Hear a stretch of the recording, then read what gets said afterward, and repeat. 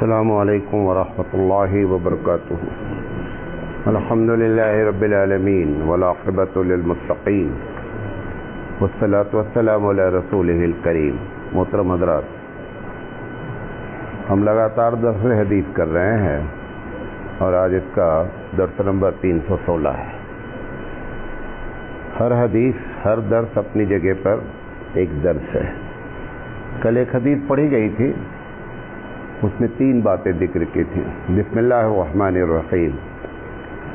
عن ابن عباس رضی اللہ تعالی عنہما عن النبی صلی اللہ علیہ وسلم قال اتقوا الحدیث عنی الا ما علمتم فمن كذب علی متعمدا فلیتبوأ مقعدہ من النار ومن قال فی القرآن برأیہ فلیتبوأ مقعدہ من النار۔ رواہ الترمذی۔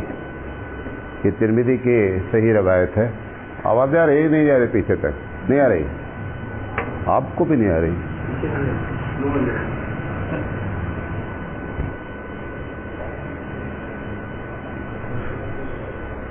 یہ چالو نہیں ہے۔ یہ جو حدیث ہے، اللہ کے رسول صلی اللہ علیہ وسلم فرما رہے ہیں کہ لوگوں، میرے بارے میں میری حدیث بیان کرنے میں بہت احتیاط اختیار کرو۔ جب تک تم کو کنفرم نہیں ہو، ما علمتم، جب تک تم پکا نہیں جانو یہ حدیث ہے، تب تک اس کو حدیث نہیں بولو۔ یہ جو آج کل سوشل میڈیا پہ ایک آپ کو ملتا ہے اور آپ پاس کر دیتے ہیں، یہ بھی اسی میں داخل ہے، کیونکہ آپ کو تحقیق ہونی چاہیے یہ حدیث ہے یا نہیں ہے۔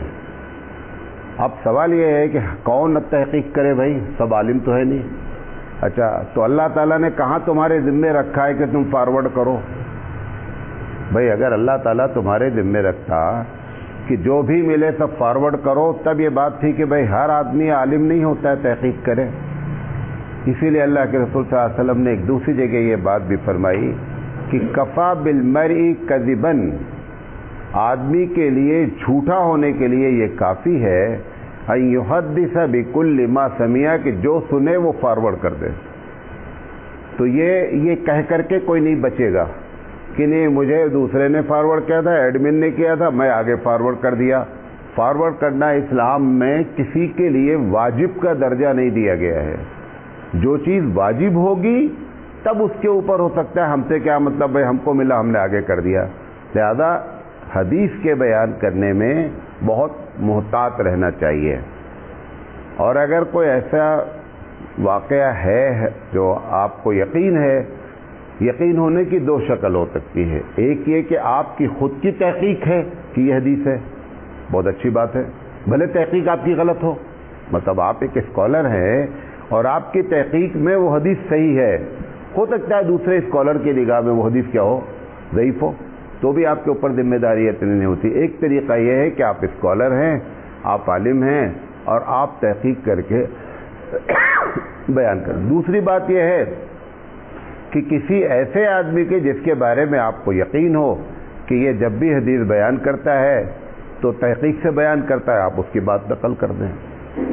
90% جو لوگ بیان کرتے ہیں کتابوں میں حدیث کے نام پر اور عالم نہیں ہوتے ہیں، ان کو پتہ ہی نہیں ہوتا ہے۔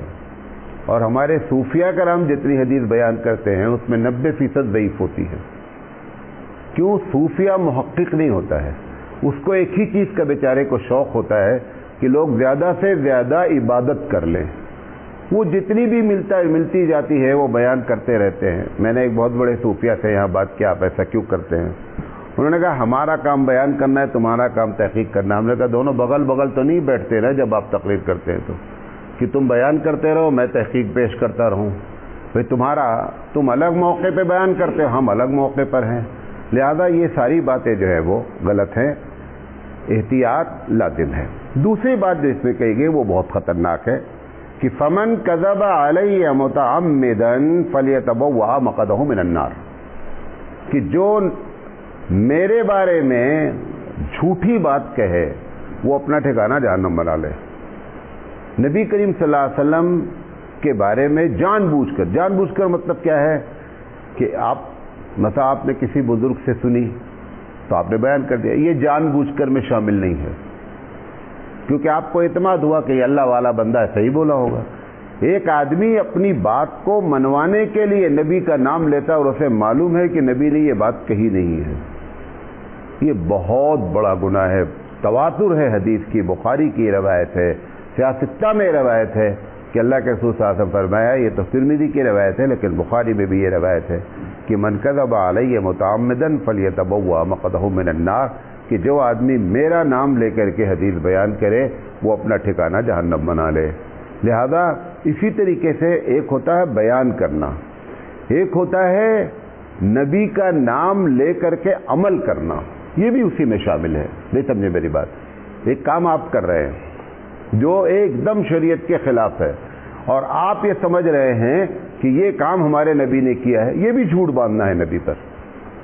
نبی کریم صلی اللہ علیہ وسلم مثال کے طور پر ایک آدمی قبر پہ چادر ڈالتا ہے اور اگر یہ سمجھ کر ڈالا کہ یہ سنت طریقہ ہے، یہ بھی جھوٹا ہے نمبر 1 کا۔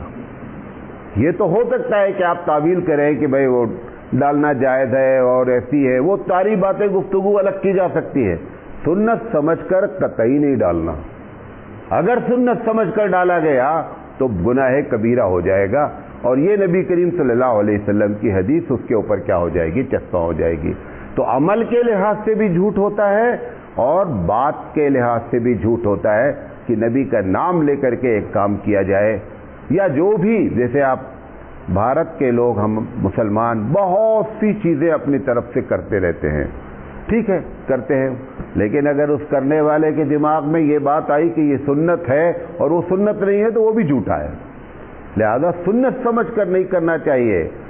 بزرگوں نے سنا ہے ہمارے علاقے میں ہوتا ہے، یہ ساری باتیں، وہ گناہ ہوگا نہیں ہوگا وہ ایک الگ فیصلہ ہے، وہ ہمارا ٹاپک نہیں ہے ابھی، لیکن سنت سمجھ کر نہیں کریں۔ تیسری بات کہی گئی کہ ومن قال فی القرآن برأیہ فلیتبوأ مقعدہ من النار، جو قرآن کے بارے میں قرآن کی تفسیر کرنے والا، چاہے لکھنے والا ہو اور چاہے بولنے والا ہو، اگر قرآن کا درس دے رہا ہے اور وہ اپنی رائے اس میں داخل کر دیا تو اللہ کے رسول صلی اللہ علیہ وسلم فرمائے کہ یہ بھی جھوٹ بول رہا ہے اور اس کا ٹھکانہ بھی جہنم ہے۔ رائے دینے سے مطلب کیا ہے؟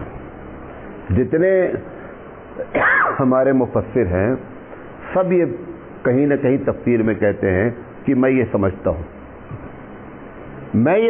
جو جملہ بولا تو اس کا مطلب کہ ان کی رائے ہوئی نا۔ ہر جتنی تفسیر لکھی ہوئی ہے، 1 جلد سے لے کر کے 400 جلدوں تک بعض لوگوں نے تفسیریں لکھی ہیں، گرچہ وہ اویلیبل نہیں ہے لیکن بڑی بڑی تفسیریں لکھی گئی، اس میں بیچ میں بولتے ہیں وہ کہ اس آیت سے میں یہ بات سمجھتا ہوں۔ یہ رائے دینے سے مراد کیا ہے؟ یہ بہت بڑا دھوکہ لوگوں کو لگتا ہے۔ مفتی سعید احمد صاحب پالنپوری رحمۃ اللہ علیہ بہت بڑے شیخ الحدیث تھے، دارالعلوم میں ابھی حال میں انتقال ہوا، لاکھوں لوگوں کے استاد ہیں، میرے بھی استاد ہیں۔ حضرت نے ایک جملے میں اس کی تشریح کیا ہے جو آپ سب کو معلوم ہونا چاہیے، خاص کر وہ لوگ جو قرآن کا درس دیتے ہیں، وہ لوگ جو تقریریں کرتے ہیں، کہ رائے دینے سے مراد کیا ہے۔ رائے سے مراد یہ ہے کہ قرآن کا ایک نظریہ ہے، اس نظریے کے خلاف جب بات کہی جائے گی تو اس کا مطلب تمہاری رائے ہے۔ نہیں سمجھے میری بات؟ جیسے قرآن کریم کہہ رہا ہے کہ یدنین علیہن من جلابیبہن، کہ محمد صلی اللہ علیہ وسلم اپنی مومن عورتوں سے لمبی چوڑی آئے تھے کہ اپنے اوپر اپنی چادریں ڈال لو۔ یہ ایک نظریہ ہے اسلام کا، حجاب کا۔ ایک مسلمان مرد ہو یا عورت ہو، وہ کہہ رہا ہے کہ نہیں، اس سے مراد پردہ نہیں ہے۔ اب اس نے اپنی رائے دی قرآن کے خلاف، ایک ویو ہے، ایک نظریہ ہے اللہ کا، اس نے بیان کیا۔ اب وہ اس میں کہتا ہے کہ اللہ تعالیٰ نے اس میں چہرہ نہیں کہا ہے، اللہ تعالیٰ نے اس میں سر نہیں کہا ہے، اللہ تعالیٰ نے اس میں کیا کہتے ہیں سینہ نہیں کہا ہے۔ اس نے کہا اپنے اوپر اپنی چادر ڈال لو۔ یہ کہہ کر کے سامنے والا اس آیت کا سے ایک دوسری بات درس میں پیش کر رہا ہے۔ یہ نمبر 1 پہ جھوٹا شخص ہے جو قرآن کے خلاف، اللہ کے خلاف نظریہ اپنی رائے دے رہا ہے۔ یہ مراد ہے رائے دینے کی۔ اور اگر کسی آیت سے ایک بات سمجھ میں آتی ہے، کیونکہ اللہ کے رسول نے یہ بھی فرمایا کہ لا تنقصوا عجائبہ، قرآن کریم ایک ایسا کلام ہے کہ قیامت تک اس کے عجائبات ختم نہیں ہوں گے، یعنی جتنا آدمی غور و فکر کرے گا اتنا زیادہ اس کتاب سے جو ہے وہ موتی چنتا جائے گا۔ اگر یہ بات نہیں ہوتی تو اللہ تعالیٰ نے 20 جگہ قرآن میں کہا کہ آپ قرآن پہ غور و فکر نہیں کرتے ہیں، تدبر نہیں کرتے، آپ تفکر نہیں کرتے ہیں، اس کے بارے میں سوچتے نہیں، تو پتہ چلا کہ تفکر، تدبر، سوچنا اور غور کر کے اس میں سے کوئی معنی نکالنا، یہ اس میں داخل نہیں ہوتا ہے، داخل ہوتا ہے